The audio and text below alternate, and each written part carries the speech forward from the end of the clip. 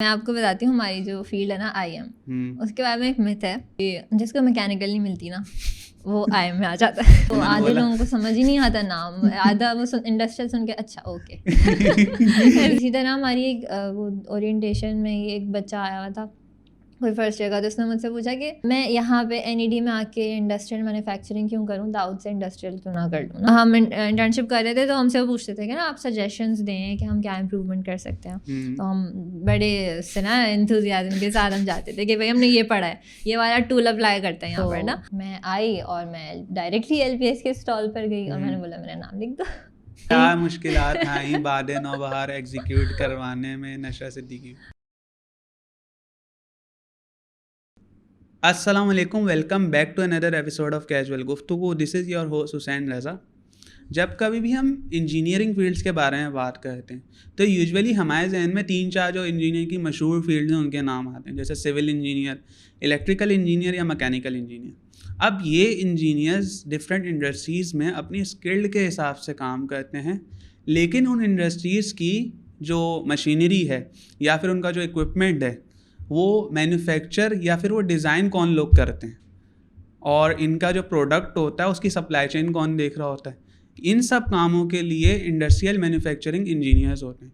और हमारी आज की गुफ्तगू भी इसी फील्ड के बारे में। ये डिस्कस करने के लिए हमारे साथ मौजूद है Nashra Siddiqui. Nashra is a final year student of industrial manufacturing engineering NED university. उसके साथ साथ she is the president of LPS society, literary and publication society. इस पॉडकास्ट में हम नशरा से जानेंगे कि अगर आप एज ए स्टूडेंट IM की फील्ड को परस्यू करें तो आपके लिए क्या क्या करियर अपॉर्चुनिटीज़ हैं और आप इसको पढ़कर कहाँ कहाँ जॉब कर सकते हैं। इसके अलावा इस फील्ड का कोर्स कंटेंट क्या है। आइए मिलते हैं नशरा से।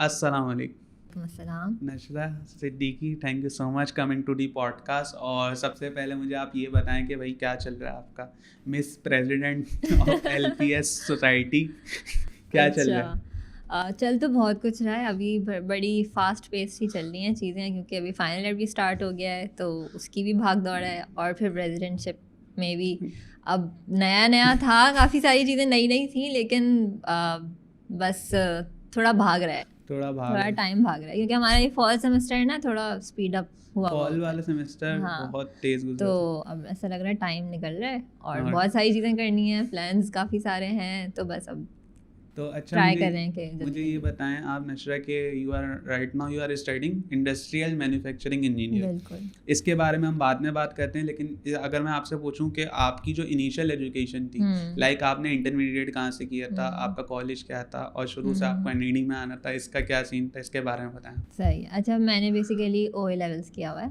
तो मैंने किया था वेल्स कॉलेज से। अच्छा, NED में शुरू से नहीं आना था मुझे।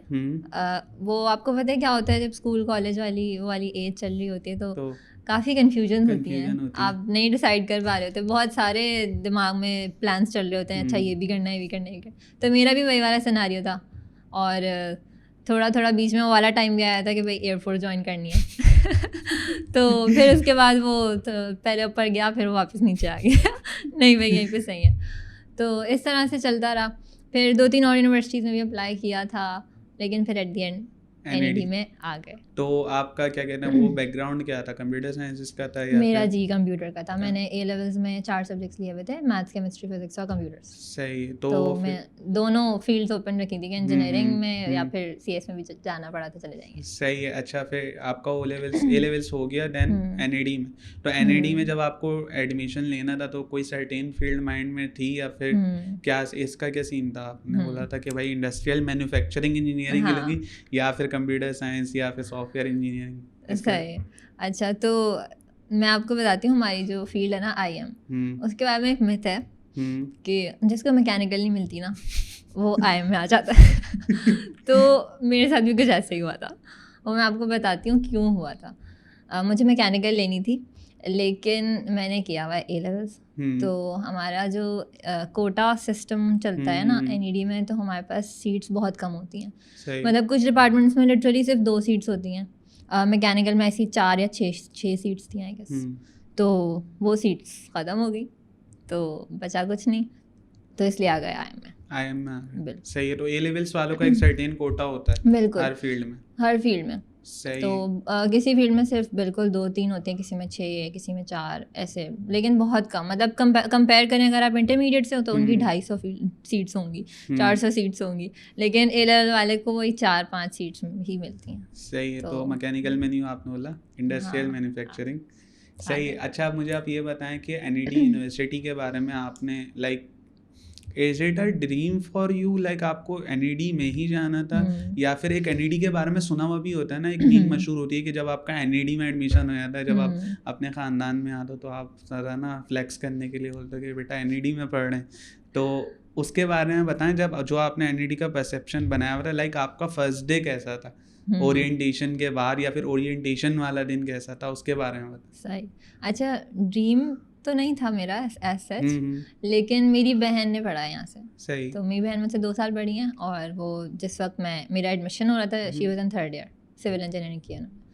तो अब एक बहन क्योंकि ऑलरेडी कर रही थी, तो वो एक होता है ना फैमिली का थोड़ा ट्रस्ट डेवलप हो जाता है, और फिर एनईडी का नाम है, तो बस इस वजह से फिर आ गए, यहीं पर आ गए। सही है। अच्छा इंडस्ट्रियल मैन्युफैक्चरिंग इंजीनियरिंग है, जैसा आपने अभी बताया ना कि भाई हम लोगों को लोग कहते हैं कि जिनको मैकेनिकल नहीं मिलती वो इधर आईएम में आ जाते हैं। और आईएम यूजुअली आईएम एक जो इंजीनियरिंग की फील्ड है, जैसे सॉफ्टवेयर इंजीनियरिंग में मैकेनिकल, आईएम एक नया नाम जिसको नहीं पता होता कि भाई ये आपसे लोगों ने कई बार पूछा होगा कि भाई आपने बताया डिग्री कौन सी कर रहे हैं, आपने बोला इंडस्ट्रियल मैन्युफैक्चरिंग, वो तो आधे लोगों को समझ ही नहीं आता नाम, आधा वो इंडस्ट्रियल सुन के अच्छा ओके तो वो बोलते होंगे ना कि इंडस्ट्रियल मैन्युफैक्चरिंग इंजीनियरिंग है तो, लेकिन इसमें पढ़ेंगे क्या। तो आप मुझे बताएं कि अगर कोई आईएम की डिग्री लेता है तो उसमें उसको क्या पढ़ना होता है, उसका कोर्स कंटेंट होता है क्या, बेसिकली ये डिग्री में आपको क्या सिखाते हैं।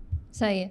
तो इंडस्ट्रियल एंड मैन्युफैक्चरिंग जो है ना, बेसिकली इसके अंदर 2 डोमेन्स हैं। जो इंडस्ट्रियल साइड है वो फोकस करती है मैनेजमेंट के ऊपर, और जो मैन्युफैक्चरिंग है वो आप इस तरह से समझ लें कि वो मैकेनिकल ही है। सही है। तो उसके अंदर आप मैन्युफैक्चरिंग किस तरीके से होती है किसी भी चीज़ की, चाहे वो आप एक बड़ी से बड़ी कोई मशीन बनाने की बात कर रहे हैं, या आप एक छोटा से छोटा एक पेन बनाने की बात कर रहे हैं, तो मैन्युफैक्चरिंग के प्रोसेसेस किस तरह से होते हैं ये सब उसमें बताया जाता है। सही है। और बाकी जो इंडस्ट्रियल वाला साइड है मैनेजमेंट का, तो उसमें आप इंडस्ट्रीज को कैसे मैनेज करते हो, प्रोसेसेस ऑप्टिमाइज कैसे करते हैं आप, एफिशिएंसी कैसे बढ़ाते हैं, और ये सारी चीज़ें करने के लिए मैनेजमेंट का जो पर्सपेक्टिव होता है ना वो, तो इसमें आप हमारे पास प्रोडक्शन मैनेजमेंट और इस तरह के कोर्सेज होते हैं कुछ मैनेजमेंट से रिलेटेड। प्रोजेक्ट मैनेजमेंट भी होता है अभी फाइनल ईयर में, वो इलेक्टिव होता है। सही है। तो इलेक्टिव्स में क्या सीन होता है आपका, इलेक्टिव्स में आपको क्या क्या वो मिलती हैं चॉइसेस के, आप क्या क्या चूज़ कर सकते हैं। इलेक्टिव हमारे पास सिर्फ एक ही होता है। सही है। 2 होते हैं वैसे, एक लैंग्वेज का होता है, तो लैंग्वेज अभी मैं फ्रेंच पढ़ रही हूँ वैसे। सही। तो और दूसरा होता है हमारे पास इसका मैनेजमेंट वाला। तो हमारे पास अभी 2 ऑप्शंस थे, एक था प्रोजेक्ट मैनेजमेंट और एक था स्मार्ट मैन्युफैक्चरिंग सिस्टम्स। सही। तो मैंने स्मार्ट मैन्युफैक्चरिंग सिस्टम्स लिया है, अभी मैं वो पढ़ रही हूँ। तो स्मार्ट मैन्युफैक्चरिंग इस सिस्टम में आप अगर जाते हैं तो आप किस साइड पे ज़्यादा फोकस होते हैं। स्मार्ट मैन्युफैक्चरिंग इज़ के थोड़ा सा आप कनेक्ट करते हैं इसको टेक्नोलॉजी की जो इमर्जिंग फील्ड्स है ना, जैसे क्लाउड कंप्यूटिंग हो गई या फिर ब्लॉकचेन हो गई। अच्छा। या इस टाइप की जो चीज़ें हैं उनको आप किस तरह से इंटीग्रेट कर सकते हैं इंडस्ट्रीज़ के अंदर। सही है। तो क्योंकि हम ऑटोमेशन भी पढ़ते हैं इंडस्ट्रीज़ के अंदर, कैसे ऑटोमेशन लानी है, और फिर उसको ऑटोमेशन को मज़ीद आगे फिर AI वगैरह से कैसे इंटीग्रेट करना है, तो ये सब चीज़ें इसके अंदर। मतलब फाइनल ईयर में अगर आप ये स्मार्ट ऑटोमेशन सिस्टम लेते हैं तो अगर आपको थोड़ा बहुत टेक साइड पे भी इंटरेस्ट है, क्योंकि 3rd ईयर में भी कई बार ऐसा होता है कि जैसे अगर मैं एक सर्टेन फील्ड पढ़ रहा हूँ तो मुझे भी कन्फ्यूजन होती है, आपके क्लासमेट्स भी कुछ ऐसे होंगे जिन्हें कन्फ्यूजन होगी कि भाई फाइनल ईयर तक तो आ गया हूँ, लेकिन अब मैं ये वाली स्मार्ट ऑटोमेशन सिस्टम लूँ या फिर प्रोजेक्ट मैनेजमेंट लूँ। तो उनके लिए ये है कि अगर कोई स्मार्ट ऑटोमेशन सिस्टम लेता है तो उसको, अगर कोई AI एंथुसियास्ट है, अगर किसी को ब्लॉकचेन में इंटरेस्ट है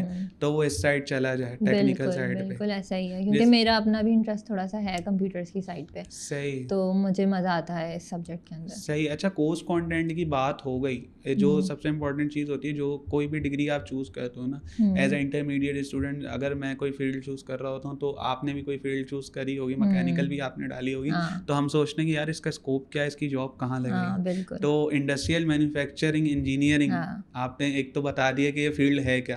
अब अगर किसी को ये फील्ड चूज़ करनी है तो उसका स्कोप क्या होगा, किस किस जॉब सेक्टर में आप काम कर सकते हो, उसके बारे में। सही है। अच्छा, जैसे मैंने आपको भी बताया ना कि इंडस्ट्रियल मैन्युफैक्चरिंग के अंदर 2 डिफरेंट फील्ड्स हैं, तो इसी वजह से ना हमारी जो जॉब्स है ना वो काफ़ी डाइवर्स हो जाती हैं। तो मैनेजमेंट की साइड पे भी काम करते हैं, मतलब ऐसे समझें कि जो मैनेजमेंट साइंसेज वाले लोग हैं या उनको जो जॉब्स ऑफर हो रही होंगी वही सेम जॉब्स हमें भी ऑफर हो रही होंगी। इसी तरीके से जो मैकेनिकल वालों को जो जॉब्स ऑफर होती हैं वही IM वालों को भी होती हैं।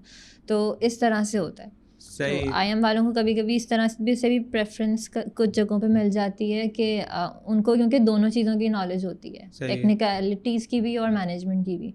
तो जो इस तरह की जॉब्स होती हैं जहाँ पे दोनों चीज़ें मैटर करती हैं ज़्यादा, तो वहाँ पे IM को सही, मतलब IM वाले दोनों जगह फिट हो सकते हैं क्योंकि एक काइंड ऑफ कॉम्बिनेशन है डिग्री का, तो आप इस साइड भी जा सकते हैं और इस साइड बहुत सारी डिफरेंट फील्ड्स हैं। मतलब आप डिज़ाइनिंग में भी जा सकते हैं, आप मैनेजमेंट में भी जा सकते हैं, रिसर्च एंड डेवलपमेंट में भी जा सकते हैं। सही है। अच्छा, ऐसा ही क्योंकि आई वाज डिस्कसिंग एक IM के स्टूडेंट है कि लाइक IM जब कभी भी आपको एक डिग्री के बारे में रिसर्च करते हो तो आपने क्या नोटिस किया कि स्टूडेंट्स क्या चीज़ नोटिस करते हैं उस डिग्री के बारे में। तो बता रहे थे कि भाई मैंने देखा स्टूडेंट्स जो है ना वो बेसिक देखते हैं कि भाई IM में आप पढ़ते क्या हैं, लाइक आप कोर्सेज इन डेप्थ नहीं देखते कि इस कोर्स में, क्योंकि मैं एक वीडियो देख रहा था उसमें वो बता रहे थे कि अगर आपकी जो 4 साल की डिग्री होती है ना उसमें कोर्सेज होते हैं।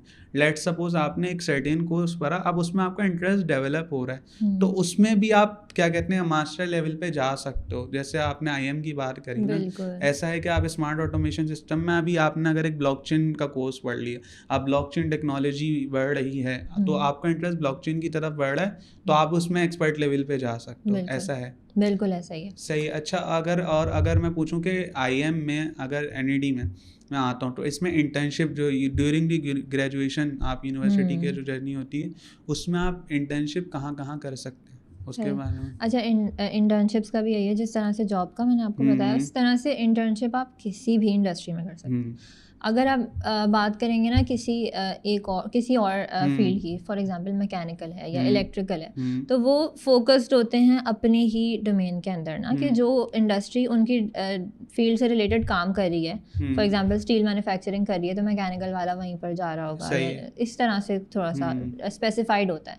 लेकिन हमारा ये है कि हम किसी भी फील्ड, किसी भी इंडस्ट्री में जा सकते हैं, चाहे वो टेक्सटाइल हो, फार्मास्यूटिकल हो, केमिकल हो, स्टील की हो, मेटल, कुछ भी हो कहीं भी फिट हो सकता है। बिल्कुल ऐसा ही। और यूजुअली स्टूडेंट्स थर्ड ईयर के आपके क्या कहते हैं थर्ड ईयर में इंटर्नशिप्स वगैरह करते हैं या क्या सीन होता है? व्हाट वुड यू रेकमेंड के इंटर्नशिप्स आपको कब से स्टार्ट कर देनी चाहिए? अच्छा, मैंने खुद जो की थी, मैंने अपने की थी जैसे मेरा सेकेंड ईयर एंड हुआ था तो जो हमारा ब्रेक होता था तो मैंने अपनी पहली इंटर्नशिप कर ली थी। सही है। अच्छा, अगर मैं बात करूँ आपकी, एक तो ये एकेडमिक्स वाली साइड है, आप इंडस्ट्रियल मैन्युफैक्चरिंग इंजीनियरिंग पढ़ रही हैं। अच्छा, एक चीज़ और बताएं कि फॉर दोज स्टूडेंट जो लेट सपोज मैं फर्स्ट ईयर में आ चुका हूँ, सही है, और मैं IM पढ़ रहा हूँ, what are some of the resources? अगर मैं ऑनलाइन की बात करूँ, कोई यूट्यूब चैनल हो सकता है या फिर कोई रिटन आपकी गाइड हो सकती है या फिर कोई कोर्स हो सकता है जिसने आपको हेल्प करी है, लाइक आपके एकेडमिक्स क्लियर करने में कोई यूट्यूब चैनल हो जिसने आपकी हेल्प करी हो, या फिर कोई ब्लॉग हो सकता है, कोई आर्टिकल हो सकता है, कोई वेबसाइट हो सकती है। तो उसके बारे में आप बताएं कि कोई IM पढ़ने आ गया है लेकिन लेट सपोज उसे IM अपनी मर्जी से नहीं मिली लेकिन अब उसे पढ़ना भी है, तो उसके लिए आप कोई रिसोर्सेज बताएं। अच्छा, मैंने ऐसे YouTube पे देखा है, ज़्यादातर इंडियंस जो होते हैं ना वो काफ़ी अच्छा पढ़ा रहे होते हैं। सही। तो मैंने 2-3 चैनल्स हैं, मैं उनके नाम पे बता देती हूँ। एक टिकल्स एकेडमी के नाम से है, मैं शायद नाम गलत ले रही हूँ, टिकले हैं शायद वो थोड़ी सी कंफ्यूजन है कि वो नाम क्या है उनका। वो लिखेंगे YouTube का सर्च बार बता दें। तो वो काफ़ी अच्छा पढ़ाते हैं और मैंने काफ़ी सारे कोर्सेज में उनसे काफ़ी हेल्प ली है। और एक और भी हैं जिनका नाम बड़ा मुश्किल सा है, कुछ गजेंद्रा पुरोहित करके कुछ नाम है, मैं थोड़ा सा शायद गलत बोल रही हूँ, बट ये 2 चैनल्स हैं जिन्होंने काफ़ी सारे कोर्सेज में मेरी हेल्प की है। सही। और अच्छा, आप ये इंडस्ट्रियल मैन्युफैक्चरिंग की बात हो गई, आप मुझे ये बताएं कि आप एक तो NAD में आप आए इंजीनियरिंग करने, अब NAD की एक और साइड है वो है एक्स्ट्रा करिकुलर वाली, तो इस साइड पे आप कैसे आई, इस वाली जर्नी के बारे में मुझे। सही है। अच्छा, जब मैं NED में आई थी तो जिस वक्त आप NED में आते हैं तो आपकी ओरिएंटेशन होती है, और ओरिएंटेशन में जो है वो सारी सोसाइटीज़ का एक फेयर होता है जिसमें सारी सोसाइटीज़ अपने स्टॉल्स लगाती हैं और फिर आप जाते हैं उनके पास and they brief you about के वो क्या कर रही हैं लाइक दैट। तो मैं आई थी और मुझे ऐसे सबके पास जाने की ज़रूरत नहीं पड़ी थी, क्योंकि मेरी जिस बहन का मैंने जिक्र किया अभी थोड़ी देर पहले, वो उस टाइम पर LPS की प्रेसिडेंट थी। अच्छा, सही। तो मैं आई और मैं डायरेक्टली LPS के स्टॉल पर गई और मैंने बोला मेरा नाम लिख दो। तो बस फिर उसके बाद मैं अच्छा, ऐसा नहीं है कि मेरी बहन ने मुझे बोला हो कि तुम्हें ज्वाइन करनी होता है ना, कुछ बड़े भाई बहन ज़बरदस्ती के सारे होते हैं, तो ऐसा कुछ भी नहीं था। मेरा अपना इंटरेस्ट था। मैंने वेल्स कॉलेज से पढ़ा है ना, तो वहाँ पर भी हमारी एक वेल्स की लिटरेरी सोसाइटी थी, मैं उसकी भी प्रेसिडेंट रह चुकी थी। अच्छा। तो मेरा लिटरेचर में ऑलरेडी इंटरेस्ट था, तो मैंने बोला कि भाई मुझे तो ज्वाइन करनी है। तो फिर उसके बाद वो जैसे होता है, इंटरव्यूज़ होते हैं सारे, वही सारा प्रोसीजर, और फिर मैं मेंबर इंग्लिश लिटरेचर बनी थी उस टाइम पे। मतलब आपका लिटरेचर साइड पे भी इंटरेस्ट था? हाँ, मैं लिखती भी हूँ, थोड़ा शौक है मुझे लिखने का और पढ़ने का भी। तो बस फिर मैं इंग्लिश लिटरेचर की टीम उस वक्त मैंने ज्वाइन की थी। फिर उसके बाद अगले साल मैंने XCOM के जब फॉर्म्स वगैरह खुले तो फिर मैंने अप्लाई किया हेड पब्लिकेशंस के लिए। फिर मेरा उसका इंटरव्यू हुआ और वो क्लियर हो गया और मैं थोड़ी सी जंप मार के आ गई डायरेक्टली XCOM में। हाँ, तो फिर उसके बाद मैं हेड बन गई थी और फिर उसके बाद फिर अगला साल वो साल गुजरा, उसमें हमने काफ़ी सारे प्रोजेक्ट्स किए लिटरेचर से रिलेटेड, क्योंकि हमारा बेसिकली LPS जो है लिटरेरी एंड पब्लिकेशन सोसाइटी, उसका एम यही है कि हम कोशिश करते हैं किसी तरीके से लिटरेचर प्रमोट हो, और जो भी फॉरगॉटन है ना राइटर्स हैं, पोइट्स हैं, उनको हम थोड़ा इवॉल्व करने की कोशिश करते हैं। तो ऐसे ही शेक्सपियर के ऊपर और डिफरेंट जॉन एरिया के ऊपर हमने डिफरेंट वीडियोज़ वगैरह बनाई, इस तरह के प्रोजेक्ट्स किए उस साल में। फिर उसके बाद अगला साल आया तो फिर मैंने जनरल सेक्रेटरी के लिए अप्लाई किया, फिर से इंटरव्यू हुआ XCOM का एक और दफ़ा, फिर क्लियर हुआ, आ गई, फिर जनरल सेक्रेटरी बन गई। फिर उसके बाद वो साल गुजरा, वो साल काफ़ी हैपनिंग था, क्योंकि यही पिछले साल की बात कर रही हूँ मैं। तो इसमें वैसे तो हम शायद आपने देखा हो जाविया हमारे एक फ्लैगशिप इवेंट है, तो वो हम हर साल कराते हैं, वो पिछले 5 साल से चल रहा है। सही। तो अभी सीज़न 5 चल रहा है उसका। तो उसकी इनसाइट्स दें थोड़ी सी, क्या होता है जाविया? हाँ, जाविया में होता ये है कि बस एक सिटिंग होती है लोगों की, और जो भी कोई होता है जिसको लिखने का शौक़ है वो आता है स्टेज के ऊपर और वो आके अपना जो भी कलाम होता है वो सुनाता है, चाहे वो नज़म हो, नसर हो, कुछ भी हो। मतलब आपने अगर अपनी डायरी में कुछ लिखा है बैठ के, उसकी चाहे कुछ तुक बनती है या नहीं बनती, कोई आपको जज नहीं करेगा। मतलब रिस्ट्रिक्शन नहीं है कि आपने पोइट्री सुनानी है या फिर नज़म? नहीं, कुछ भी रिस्ट्रिक्शन नहीं है, इट्स ओपन फॉर ऑल। और ऐसा होता है कि वो इन्वायरमेंट ऐसा बनाने की कोशिश करते हैं हम कि जो लोग डरते हैं ना, स्टेज फियर वगैरह होता है उनको, तो वो भी आके पढ़ सकें। तो कोई जजमेंट नहीं है, कोई कंपटीशन नहीं है, कोई अच्छा पढ़ रहा है, कोई बुरा पढ़ रहा है, इट्स टोटली फाइन। तो बस ऐसी एक छोटी सी गैदरिंग होती है, उसको हम कभी भी बहुत बड़े लेवल पे नहीं करते, हम छोटे AV हॉल वगैरह में करते हैं, ताकि बहुत ज़्यादा ऑडियंस होती है तो आपको पता है हूटिंग और इस तरह की चीज़ें, और यस नर्वसनेस होती है, तो इस वजह से हम उसको थोड़े छोटे लेवल पे करते हैं, बट इसकी डिफरेंट एपिसोड्स करवाते हैं। सही है। और हर साल होता है? हाँ, हर साल होता है। सही है। उसके बाद फिर हमने बादे नौबहार करवाया था, तो वो एक बहुत बड़ी सक्सेस बन गया हमारी, अल्लाह का शुक्र है, अच्छे से हो गया। प्लान उसका हमारा पूरे साल से चल रहा था, और उसके बाद जो है वो हमने काफ़ी सारी उसके अंदर भी मुश्किलात तो आई। क्या मुश्किलात आई बादे नौबहार एग्जीक्यूट करवाने में नशा सिद्दीकी? मुश्किलात काफ़ी सारी इस तरह की होती हैं कि हमारा जो सोसाइटी है वो काम करती है under a department of student affairs ना, तो हमें हर चीज़ की पहले से परमिशंस वगैरह रिक्वायर्ड होती हैं, तो उसके लिए हमें प्लानिंग बहुत पहले से करनी पड़ती है। अगर हमें कोई इवेंट अपना करवाना है तो उसके अप्रूवल्स के लिए हमें पता होना चाहिए कि हमें वेन्यू मिल सकेगा या नहीं मिल सकेगा। तो हमने तकरीबन 2-3 महीने पहले से ही वाले काम करना शुरू कर दिए थे, और इवन रमज़ान चल रहा था उससे थोड़ा टाइम पहले, तो पूरा रमज़ान भी बैठ के हमने उसी की वर्किंग की है, उसके काम किए हैं, और फिर उसके अंदर डिफरेंट यूनिवर्सिटीज़ को, डिफरेंट कॉलेजेस को, स्कूल्स को अप्रोच करना, वो बड़ा मुश्किल काम था। सही। तो बादे नौबहार वाले पीरियड में आप जनरल सेक्रेटरी बिल्कुल उस टाइम। तो उस पीरियड में क्या कोई आपकी कोई ऐसी स्टोरी है, कोई ऐसा भंड हुआ हो या फिर कोई सीन हुआ उसके बारे में? भंड तो छोटे मोटे काफ़ी सारे हुए थे जिनको हमने बाद में बोला कि चलो नहीं पता चलेगा किसी को। हमारी इवन जो हमारी क्लोजिंग सेरेमनी थी अवार्ड डिस्ट्रीब्यूशन वाली, उसमें भी इस तरह की हरकतें हो गई थी। नाम अनाउंस हो गया और पीछे पता ही नहीं है कि अवार्ड का है, अवार्ड ढूंढ रहे पीछे खड़े हो गए। तो इस तरह की चीज़ें हो गई थी छोटी मोटी।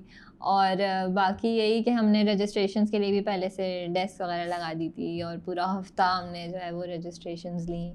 और क्योंकि काइंड ऑफ मेरे ख्याल से 3 दिन का इवेंट है। बिल्कुल 3 तो एक इवेंट होता है, जैसे अगर लेट सपोज एक इवेंट हो रहा है वो 1 दिन में हो रहा है, तो उसको एग्जीक्यूट करवाना एज कम्पेयर टू 3 दिन का इवेंट, कंटिन्यूस इवेंट होता है। फिर उसके बाद क्या कहते हैं, उसको लेके चलना, उसकी मैनेजमेंट लेके चलना। और जैसे आप बता रही हैं कि जब कोई भी आपको काम अप्रूव करवाना होता था वो आप 2 महीने से पहले उससे ऊपर काम कर रही हो। बिल्कुल सही। तो उसके अलावा ड्यूरिंग योर जर्नी एलपीएस में आपकी जितनी भी जर्नी रही है, अगर इसके बारे में मैं आपसे, क्योंकि right now you are president of LPS, तो आप एक सोसाइटी ने आपको क्या दिया और आपने सोसाइटीज़ में रह के क्या क्या अपॉर्चुनिटी हासिल करी और क्या सीखा, अगर मैं आपसे पूछूं तो उसके बारे में। सही है। अच्छा, मेरी जो पूरी यूनिवर्सिटी लाइफ है ना, अगर मैं कहूँ कि अगर मैं सोसाइटी का पार्ट नहीं होती तो शायद मेरी यूनिवर्सिटी लाइफ बहुत बोरिंग होने वाली थी। क्योंकि मेरी डिपार्टमेंट में मेरे बहुत कम दोस्त हैं और ज़्यादातर जो दोस्त हैं वो मेरे डिफरेंट डिपार्टमेंट्स हैं, वो भी बिकॉज ऑफ द सोसाइटी। क्योंकि सोसाइटी में जो टीम मेंबर्स होते हैं उनके साथ हम लोग काम करते हैं, तो ऑब्वियसली वो काइंड ऑफ कोलीग्स होते हैं, लेकिन फिर उनसे फिर दोस्ती हो जाती है। और हमारा एलपीएस का थोड़ा सा इस तरह का माहौल है कि हम बिल्कुल ही ना फ्रेंडली और इस तरह का रखते हैं। क्या बोला? बिल्कुल घरेलू माहौल हाँ, बना हुआ है, सब बैठे हैं और बिल्कुल ऐसा ही है। और सबसे ज़्यादा तो हमारे जब थिएटर्स होते हैं ना, तो थिएटर्स के रिहर्सल चल रहे होते हैं, उस पे सामने जो एक्टर है वो परेशान हो रहा है, वो एक्टिंग कर रहा है और पीछे से सबकी तफरीयाँ चल रही हैं। तो रिहर्सल्स पे तो हमें बहुत मज़ा आता है। और फिर जब स्पेशली जब बैक स्टेज होते हैं, जब जिस दिन थिएटर होता है, तो हमारा बैक स्टेज एक रूम बना हुआ है ऑडिटोरियम में ना, तो वहाँ पे पूरी टीम घुस जाती है और वहाँ पे हमारी वहाँ पे अलग मस्तियाँ चल रही होती हैं। कोई घर से खाना उठा के लेके आया हुआ है सब कास्ट के लिए, वहाँ पे बैठ के हम लोग खाने खा रहे हैं और इस तरह की चीज़ें, तो काफ़ी मज़ा आता है। तो एलपीएस में आपने बोला आपको राइटिंग का शौक था और थिएटर में भी आपने पार्टिसिपेट किया, तो थिएटर में एक्टिंग वगैरह करी है आपने कभी? थिएटर में मैंने एक थिएटर में एक्टिंग की है, छोटा सा रोल किया था मैंने, एक बहन का रोल किया था। तो एक्टिंग का मुझे खुद से इतना शौक़ नहीं है और मुझे इतनी अच्छी एक्टिंग आती भी नहीं है, जो बात है। लेकिन थोड़ी सी डायरेक्शन में और थोड़ी सी स्क्रिप्ट्स वगैरह में कहीं कहीं जहाँ मुझसे हो सकता है मैं वहाँ पे हेल्प करती हूँ। तो थिएटर में वैसे मेरा बहुत ज़्यादा इनपुट नहीं रहा है। मेरी ज़्यादा जो साइड थी वो स्टार्ट हुई थी पब्लिकेशंस की तरफ से ना, तो मेरा इनपुट थोड़ा सा इंक्लाइंड जो है वो इस तरफ है। सही है। और आप क्या कहते हैं न्यूज़पेपर भी निकालते हैं गैस पूरा एनईडी का, तो उसमें क्या सीन होता है, उसमें आपने रिपोर्टर्स वगैरह ऐड किए हैं, लाइक पूरे एनईडी में जो हैपनिंग हो रही है वो एलपीएस के न्यूज़पेपर में आ जाएगी। बिल्कुल सही। और उसकी डिफरेंट बीट्स वगैरह जी बिल्कुल ऐसे ही होता है। तो एनईडी का जो ऑफिशियल न्यूज़पेपर है उसका नाम भी द एनईडियन न्यूज़पेपर है। सही। तो वो हम लोग ही मैनेज करते हैं, हमारी सोसाइटी, हमारी टीम बनी हुई न्यूज़पेपर की अलग से, उसके अंदर रिपोर्टर्स भी हैं और एडिटर्स भी हैं। तो रिपोर्टर्स का काम ये होता है कि वो डिफरेंट डिपार्टमेंट से हम रिक्रूट करते हैं, कोशिश करते हैं कि डिफरेंट डिपार्टमेंट से हो ताकि हमें ओवरऑल यूनिवर्सिटी की इनसाइट्स मिलती रहें। तो जो भी इवेंट्स होते हैं तो हम अपने रिपोर्टर्स को पहले से थोड़ा सा इन्फॉर्म भी कर देते हैं कि आप वहाँ पे चले जाएं, देख लें जाके किस तरह से हो रहा है, तो वो फिर उसके आके जो है वो रिपोर्ट्स लिखते हैं। उसके अलावा सिर्फ ऐसा नहीं होता कि सिर्फ कैंपस हैपनिंग्स के ऊपर ही हो, मतलब किसी इवेंट के ऊपर हो, उसके अलावा भी कैंपस में क्या चल रहा है, कैंटीन्स में क्या मसाइल चल रहे हैं, या बच्चों के कभी कहीं किसी डिपार्टमेंट के इंफ्रास्ट्रक्चर के इशूज़ हैं या कुछ भी है, बच्चे जो बोलना चाह रहे हैं, अपनी बात आगे रखना चाह रहे हैं, तो हम इस तरह की चीज़ें भी पब्लिश करते हैं। सही है। और कैंटीन्स में आप लोग सारे मिल जाते होंगे आपस में, क्योंकि इतने ज़्यादा कैंटीन है नहीं ना। हाँ बिल्कुल। आप लोग केयू में तो नहीं आते कैंटीन में? केयू में बिल्कुल आते हैं, क्योंकि आधा एनईडी के बहुत लोग आते हैं केयू, बिकॉज केयू की कैंटीन्स बहुत मशहूर हैं। हमारे पास कोई 4-5 तीन चार कैंटीन हैं शायद। हाँ सही है। अच्छा नशा, मुझे ये बताएं कि अगर कोई बच्चा है, लेट्स सपोज एक बच्चा है जिसका इंडस्ट्रियल मैन्युफैक्चरिंग में एडमिशन हो गया, सही है, what would be your advice, like आपका जो यूनिवर्सिटी का एक्सपीरियंस है, सही है, उससे आप उनको क्या एडवाइस देना चाहिए राइट नाउ, आपकी अभी तक की जो लर्निंग्स हैं उससे आप उनको क्या एडवाइस देना चाहिए? लेट्स सपोज उसका एडमिशन हो गया, उसे पढ़ना नहीं थी या कोई भी सिनेरियो, एक चीज़ होती है ना, जैसे आप राइट नाउ आप फाइनल ईयर में, अगर आप फर्स्ट ईयर में होती, कुछ चीज़ें आपको अपनी सोसाइटी के एक्सपीरियंस से और आपकी जो अभी तक की जर्नी है उसके एक्सपीरियंस से जो पता चली होंगी, तो आपने बोला कि यार ये चीज़ मुझे अगर फर्स्ट ईयर में पता चल जाती तो मे बी मेरे जो ग्रोथ के चांसेस थे वो बढ़ जाते। तो what would be your advice, जो आपके फेलो स्टूडेंट्स देख रहे हैं उनको आप क्या कहना चाहेंगे? सही है।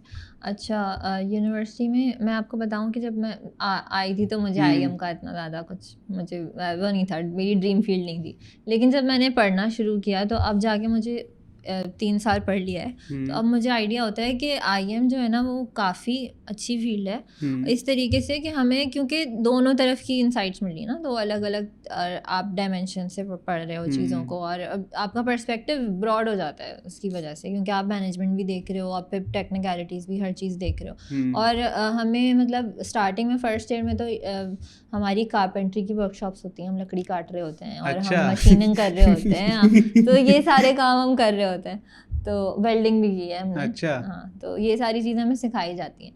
तो इसी तरह हमारी एक वो ओरिएंटेशन में ही एक बच्चा आया हुआ था, कोई फर्स्ट ईयर का, तो उसने मुझसे पूछा कि मैं यहाँ पे एनईडी में आके इंडस्ट्रियल मैन्युफैक्चरिंग क्यों करूँ, दाऊद से इंडस्ट्रियल क्यों ना कर लूँ ना। हाँ, ये तो बड़ी कन्फ्यूजन होती है। हाँ, तो मैंने उसको ये कहा था कि देखो, अगर आप सिर्फ इंडस्ट्रियल पढ़ रहे हो ना, तो आप समझो आपने वो आधा कर दिया उसको, उस फील्ड को, तो आपके पास सिर्फ मैनेजमेंट पर्सपेक्टिव है, आपको सिर्फ पता है कि ये चीज़ ऐसे करनी है, ऐसे करनी है, ऐसे करनी है, लेकिन आपको नहीं पता कि अंदर क्या चल रहा है, क्या टेक्निकलिटीज़ हैं, कोई लेट्स से कोई डिफेक्ट्स आ रहे हैं तो वो उसका रीज़न क्या है। सही। आप रूट कॉज एनालिसिस नहीं कर सकते, सही है, आपको वो सारी चीज नॉलेज ही नहीं है आपके पास। इंजीनियरिंग वाला जो एक तो इंडस्ट्रियल मैनेजमेंट है आई गेस, दाऊद वाले कौन सी इंजीनियरिंग कर, सिर्फ इंडस्ट्रियल इंजीनियरिंग, वो सिर्फ इंडस्ट्रियल इंजीनियरिंग है, जो मैनेजमेंट वाला कॉन्सेप्ट है वो नहीं है उसमें मैनेजमेंट है बट मैन्युफैक्चरिंग वाला नहीं है। ये बड़ी कंफ्यूजन है भाई। तो आप, क्योंकि ना ये स्टूडेंट्स में कंफ्यूजन होती है, जो आपने बिल्कुल लेजिट बात करी है कि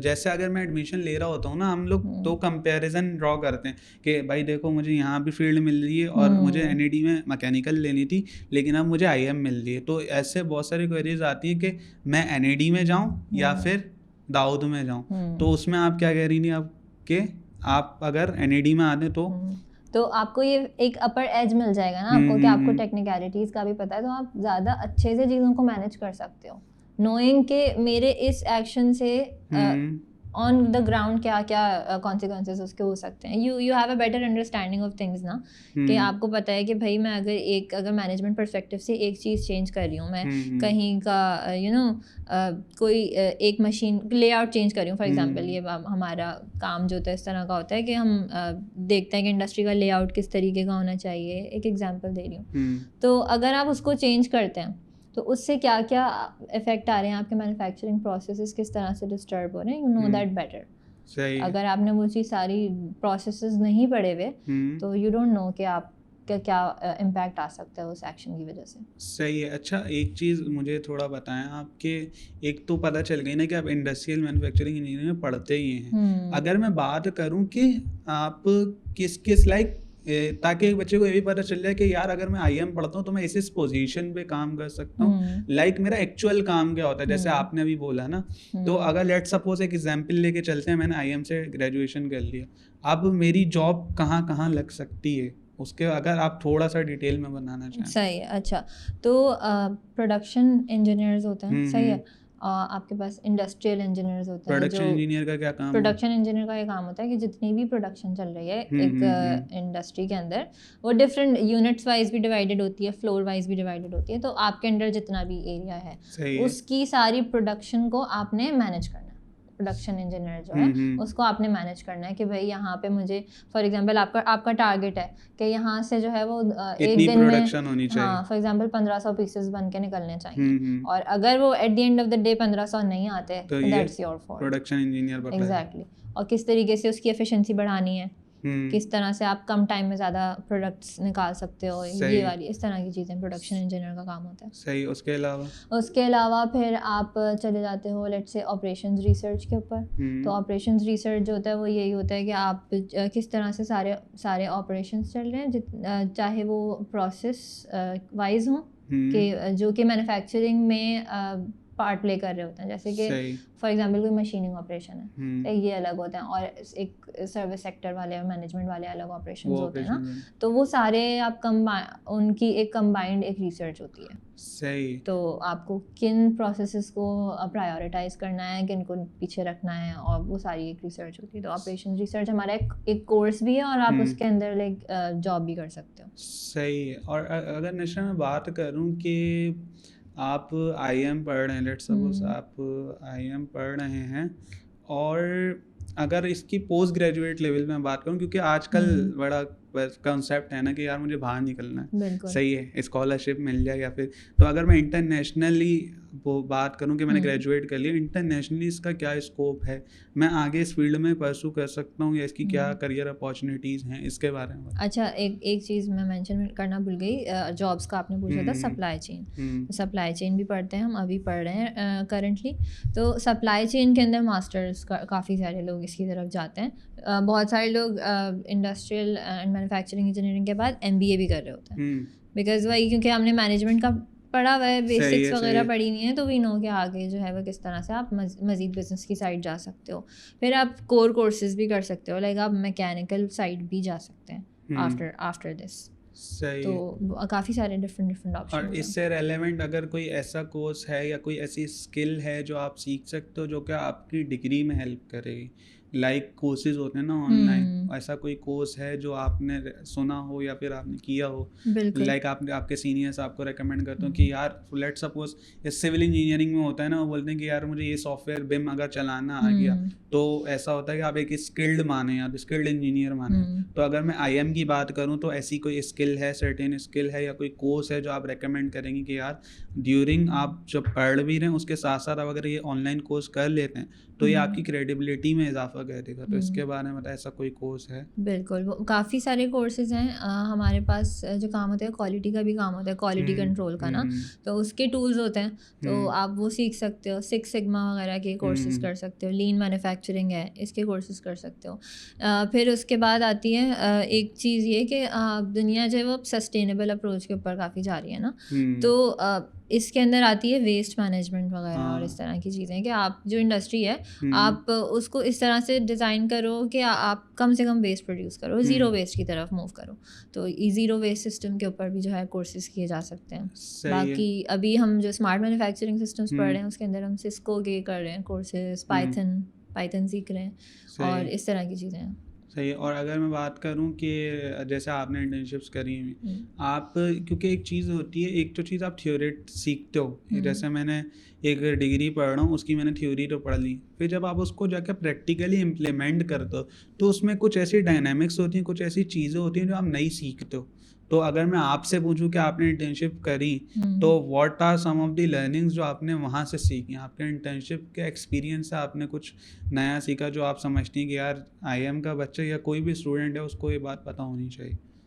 अच्छा, इंडस्ट्री में जब आप जाते हो तो ये तो बात क्लियर है कि आप जब आपको बहुत बड़ा डिफरेंस फील होता है कि जो चीज़ आप पढ़ रहे हो वो हर चीज़ एज इट इज़ अप्लाई नहीं हो रही होती, वो उसकी इम्प्लीमेंटेशन काफ़ी डिफरेंट होती है। तो जब आप फ्लोर पे जाते हो एंड यू सी के प्रोसेसेस किस तरह से चल रहे हैं तो फिर आपको समझ आती है। एक चीज़ जो मैंने देखी वो ये है कि हम लोग पढ़ते हैं लेआउट्स वगैरह ना, तो उसके अंदर ये होता है कि हम इस तरह से डिज़ाइन करें कि हमारी जो मूवमेंट है ना फ्लोर के ऊपर वो कम से कम हो और हमारा टाइम बचे। सही है। बट मैंने अभी एक इंटर्नशिप जहाँ पर की थी वो कर रहे थे बैच प्रोसेसिंग, यानी उनके जो प्रोडक्शन ऑर्डर्स होते हैं उनका अमाउंट कम होता है और हर दफ़ा वो डिफरेंट चीज़ बना रहे होते हैं, एक उनके जो प्रोडक्ट्स होते हैं वो कस्टमाइज्ड होते हैं। तो अगर वो अपना जो सिस्टम है ना वो उसको उस हिसाब से डिज़ाइन कर दें तो उनके लिए मसला हो जाएगा। तो वो चीज़ जो आप थियोरेटिकली पढ़ रहे हो कि आपको ऐसा करना चाहिए, वो आप उस इंडस्ट्री में अप्लाई नहीं कर पा रहे, क्योंकि वो इंडस्ट्री जो काम कर रही है वो उस पर कर रही है कि एक चीज़ वो हो सकती है, क्या कहा आपने, कस्टमाइज हो सकती है, सही। उनके प्रोसेसेस बार बार चेंज हो रहे मतलब हैं। सेम नहीं रहेगी। तो जो आपने सेम वाला पढ़ा के आप इसको इसमें अप्लाई कर सकते हो। जब आप वहाँ गई तो आपने देखा कि अच्छा कस्टमाइजेबल इंडस्ट्री चल रही है और प्रोडक्ट भी कस्टमाइजेबल है, तो आप इसको कस्टमाइज कर सकते हो। आप फिक्स नहीं कर सकते ना अपने प्रोसेस, आपको बार बार चेंज करना पड़ेगा, उसके लिए फिर आपका और ज़्यादा इनपुट लगेगा। तो इस तरह से काफ़ी इंटेलिजेंट डिसीजंस लेने पड़ते हैं आपको। जब हम इंटर्नशिप कर रहे थे तो हमसे वो पूछते थे कि ना आप सजेशंस दें कि हम क्या इम्प्रूवमेंट कर सकते हैं। तो हम बड़े से ना एंथुजियाज्म के साथ हम जाते थे कि भाई हमने ये पढ़ा है, ये वाला टूल अप्लाई करते हैं यहाँ पर ना। तो हम जाके जब उनको बोलते थे तो वो हमें 10 चीज़ें बताते थे कि भाई अगर हमने इसको ऐसे कर दिया तो यहाँ पे मसला हो जाएगा, आप एक चीज़ ठीक करोगे आगे की दूसरी चीज़ ख़राब हो जाएगी, हमें लॉन्गर टर्म में मसले हो जाएंगे। तो इंडस्ट्रीज जो डिज़ाइन हुई हुई होती हैं वो ऑलरेडी कुछ सोच के अगर डिज़ाइन हुई होती हैं तो आपको बड़ी मुश्किल होती है कोई अपनी थ्योरी अप्लाई करने में। उसमें थोड़ी बहुत आपको मॉडरेशन करनी पड़ेगी। तो आपको अपना दिमाग लगाना पड़ता है वहाँ पे। तो सिर्फ वो काफ़ी नहीं है कि आपने बस पढ़ लिया कि ये ओके ये स्टेप्स हैं, आपको ऐसे करना है, तो ऐसा नहीं है। आपको ज़रा हाजिर दिमाग रहना पड़ता है, इधर उधर देखना पड़ता है। थ्योरी जो आपने पढ़ी है वो इम्प्लीमेंट नहीं होगी, आपको उसको में थोड़ी सी ऑल्ट्रेशन लानी पड़ेगी और आपको प्रॉब्लम सॉल्विंग होना पड़ेगा। आपने एक देखा कि अच्छा इसको मैं इम्प्लीमेंट करता हूँ तो इसका क्या रिस्पॉन्स होगा और इसके क्या वो हो सकते हैं, एप्लीकेशंस हो सकते हैं। बिल्कुल ऐसा नहीं है ना कि आप सिर्फ एक ही जगह पे लिमिट होके सोच रहे हो कि बस मैं इसी डिपार्टमेंट में हूँ तो मैं बस यहीं पे रहूँ। लेकिन आपको सोचना होता है विद अ बिगर पर्सपेक्टिव पूरी इंडस्ट्री के अंदर क्या इफेक्ट आ रहा है आपके किसी काम की वजह से। सही। अच्छा मुझे नशा ये बताएं कि लाइक आप जब फाइनल ईयर में चले जाते हैं, जैसे बहुत सारे स्टूडेंट्स का होता है कि उन्हें रिसर्च थीसिस करना होता है, तो अगर मैं IIM पढ़ रहा हूँ तो मेरे पास क्या ऑप्शन होता है, मुझे थीसिस करना होगा या फाइनल ईयर प्रोजेक्ट जो होता है वो करना होगा उसके बारे में? अच्छा इसमें हमारे पास 2 ऑप्शंस ये होते हैं कि या तो आप किसी इंडस्ट्री के साथ लिंकअप हो जाओ, ठीक है, दैट इज़ ऐसा भी होता है कि हमारा एक डिपार्टमेंट है डायरेक्टरेट ऑफ इंडस्ट्रियलाइजेशन ना, तो वहाँ से हमारे पास इंडस्ट्री से प्रोजेक्ट्स भी आते हैं। तो अगर आप उनसे लिंकअप हो जाते हो तो फिर आप इंडस्ट्री विजिट करते हो बार बार और वहाँ पे जाके उनके प्रोसेसेस देखते हो किस तरह काम हो रहा है, उसमें इम्प्रूवमेंट करते हो।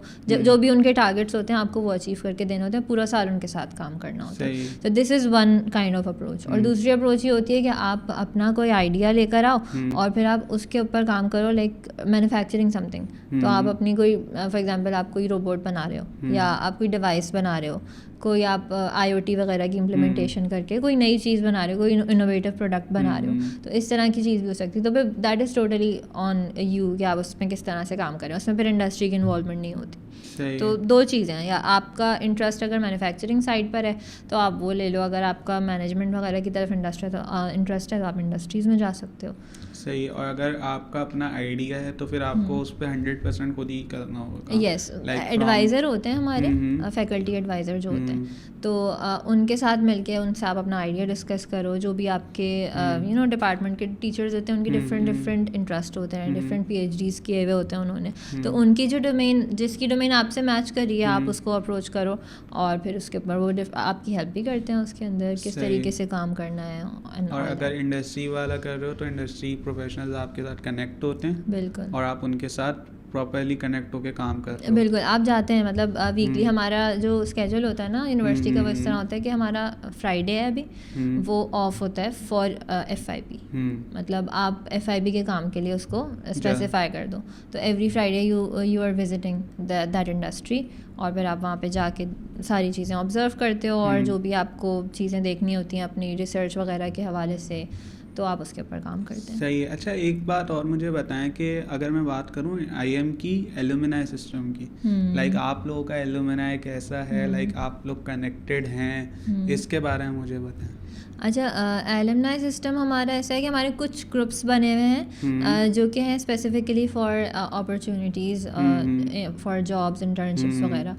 तो हमारे कुछ सीनियर्स हैं जो वहाँ पर अब काफ़ी एक्टिवली काम करते हैं और वो वहाँ पे जो भी अपडेट्स होती हैं ना, जॉब्स आ रही हैं, कहीं इंटर्नशिप्स आ रही हैं, तो वहाँ पे काफ़ी फॉरवर्ड करते रहते हैं। तो इस तरह से हमारा लिंक बना हुआ है। बाकी ये कि सब जो सीनियर्स वगैरह हैं वो भी काफ़ी सपोर्टिव हैं, तो काफ़ी हेल्प वगैरह हो जाती है। फेसबुक पे ग्रुप बना हुआ है या व्हाट्सएप पे? हमारा फेसबुक पर भी है वो और व्हाट्सएप पर भी है, उसका नाम है अपॉर्चुनिटीज़ पाकिस्तान।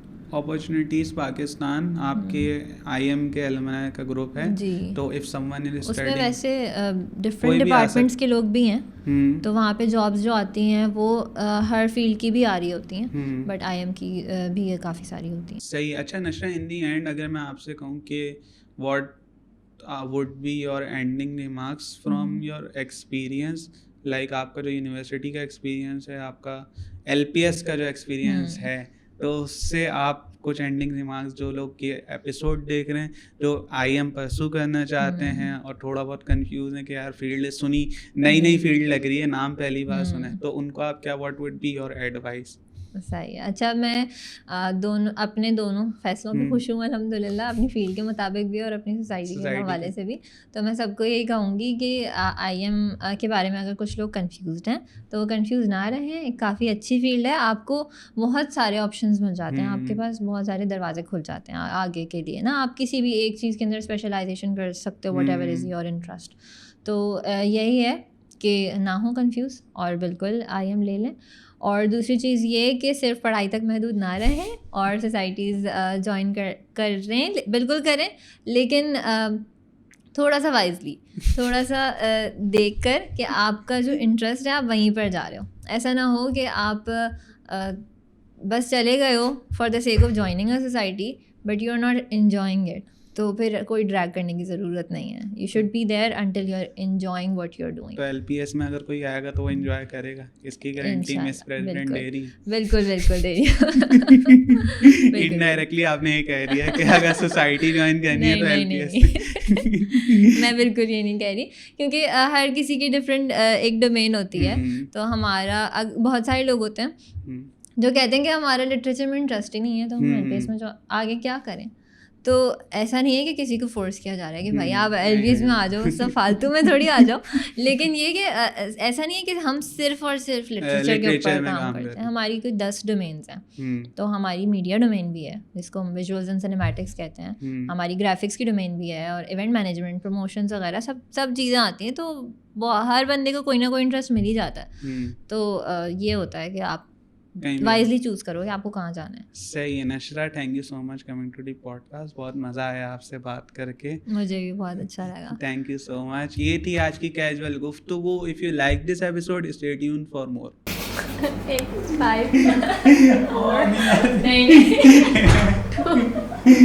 यार वो चैनल वाले कहते अच्छा तुम ला ला ला ला